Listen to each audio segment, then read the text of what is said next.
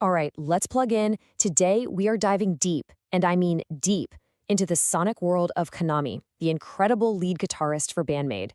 We're going to deconstruct her entire pro-level guitar rig, piece by piece, to really figure out how she creates that iconic, massive sound. You know, this quote really hits the nail on the head. KANAMI isn't just an amazing player, she's a total sonic architect. Her tone is this incredible balancing act between super heavy, saturated distortion and somehow this crystal clear clarity. So let's follow the signal and see exactly how she pulls it off. Okay, so here's the game plan. We're going to follow the signal chain right from her fingers to the final sound. We'll start with her overall sonic philosophy, then her guitars, the brains of the operation in the rack, her pedalboard, the amp and cab, and then we'll tie it all together to see what we can learn from her whole setup. Let's do it. All right, first up, her sonic blueprint. So what are we even talking about when we talk about KANAMI's sound? Well, it's this perfect storm, right? It's got that heavy rock power, but it's also got this incredible, pristine clarity where you hear every single note. And maybe most importantly, it's got the versatility to go from a whisper quiet clean to an absolutely screaming lead in a split second. Okay, so let's get to the foundation. Where does that tone even begin? Well, it all starts with the guitar itself. And as you're about to see, KANAMI's collection is pretty killer. So check out this lineup. Her number one, her main live guitar, is a Paul Reed Smith Custom 24. These things are famous for their super balanced, thick, and brilliant sound. But then for the really aggressive, distorted stuff, she's got a custom attic tone that has these powerful low mids that just punch you in the chest.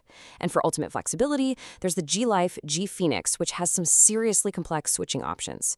The big takeaway here? She's not a one-guitar-fits-all kind of player. She has the perfect tool for every single song. So, of course, to run around the stage like she does, you gotta be wireless. The signal leaves her guitar and hits a top-of-the-line Shure wireless system. The receiver for that system isn't on stage with her. It's in an off-stage rack.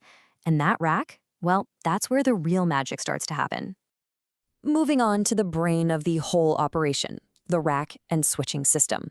See, once that wireless signal is captured, it doesn't go straight to a pedal board at her feet like you might expect. Nope, it goes to this incredibly complex offstage rack system, which is basically the hidden command center for her entire rig. So this is the big question, right? How on earth do you manage a rig with like 20 plus different sounds and effects and make changes instantly in the middle of a song without messing up? The answer is MIDI. It's a powerful switching system that lets her change a whole bunch of pedals and her amp channel with just one single stump. No tap dancing required. It's all about precision. Okay, so let's just simplify this for a second. Here's the basic journey of her signal. First, it comes from the guitar wirelessly into the rack. The rack system then acts like a traffic cop, sending the signal out to her main pedal board on stage. Then, after going through all her effects, the signal travels back to the amp to get loud. It's super clean, super organized, a totally pro setup. All right, now for the fun part, her pedal board. This is her sonic palette, where all the colors and textures get added to the sound. And trust me, her board is a masterclass in organization. There's nothing on here by accident. Every single pedal has a job to do. Now this. This is brilliant, and it perfectly shows her super practical approach. She has two Digitech drop pedals, right? They're the exact same pedal. But one is always set to drop her tuning down a half step for certain songs. This means she doesn't have to awkwardly switch guitars mid-set. The other one is used as an octave effect, you know, for those cool riffs like in the song Bubble. It's so smart. Just two reliable, single-purpose tools instead of one complex multi-effect pedal that could fail. Okay, let's talk about her gain pedals. Again, everything has a very specific job. The Vemirem Jan Ray. That's her crunch tone. She uses it with the amp's clean channel to get that perfect edge of breakup sound. And then when it's time for a solo, bam, she kicks on the Friedman Buxom Boost for a massive jump in volume and presence that just lets her solos soar over the band. Now for the ambient stuff, the reverbs and delays. She's just as meticulous here. Her main reverb comes from an Eventide H9, usually set to a really nice spring reverb sound. Then she's actually running two high-end delays. One is a free the tone delay right on her board. The second one, an Eventide time factor, is actually located somewhere else in the rig, and it's used in a pretty clever way to add this huge sense of space, which we'll get to in a sec. Okay, so after the signal has been shaped and colored by the pedal board, it's time for the final stage, the voice of the rig, the amp and cab. This is where the sound gets its raw power, its character, its final authoritative roar.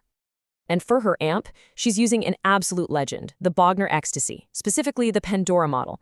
This thing is a 3-channel monster. She's got channel 1 for her beautiful clean sounds, channel 2 is her main, chunky, high-gain rhythm tone, and channel 3 is just a screaming, saturated lead tone.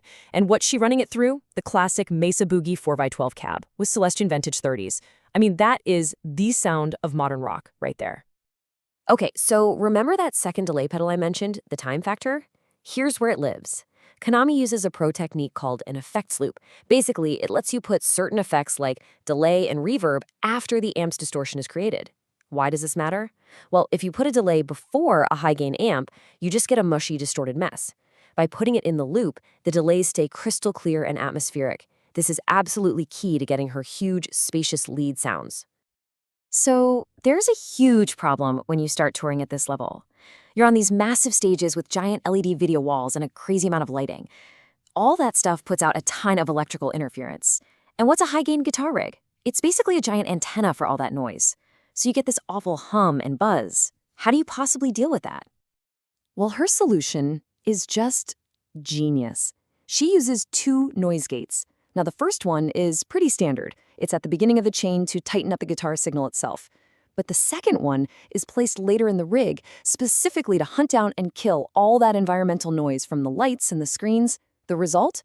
Her rig is absolutely dead silent when she's not playing, no matter how insane the stage production is. Okay, let's zoom out and look at the philosophy behind all this. Because when you see the whole system laid out, you realize it's not just a random collection of cool pedals and expensive amps. It is a completely thought out, totally cohesive, and frankly, bulletproof system designed for one thing: performing live. So what can we learn from all this? It really boils down to a few key ideas. First, versatility is king. She can go from clean to crunch to face-melting lead instantly. Second, it's all about total control, using that MIDI switcher to tame the whole beast with one foot press. Third, plan for every possible problem, like having dedicated solutions for noise. And the biggest lesson of all, every single piece of gear, no matter how complex, is only there for one reason: to serve the song. So it leaves you with a big question, doesn't it? After seeing all this complexity, is a great guitar tone more about the engineering, or is it about the artistry?